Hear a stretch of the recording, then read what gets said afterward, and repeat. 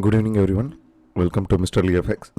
In this video we are going to analyze USD index, and based on that we are going to take some trades in USD as a major pair or minor pair. Okay, let's go into the video.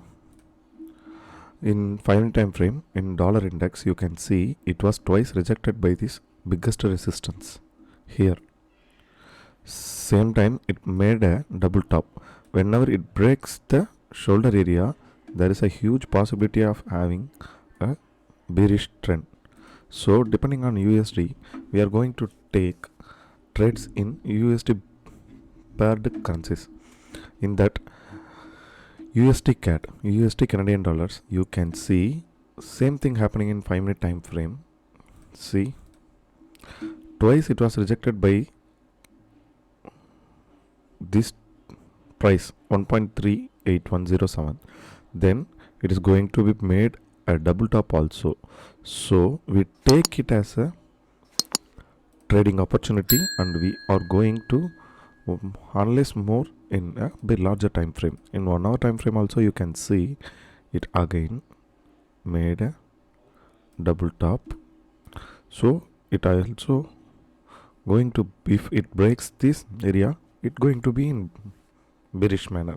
So in 5-minute time frame, again we are going to check the trade opportunity which we got here. See, I'm going to take a short position from here. From here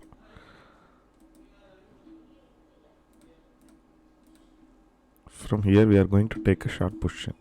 See, I take the previous resistance which act as a support to as a target.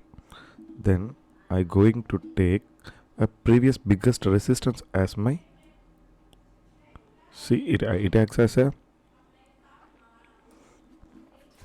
stop loss.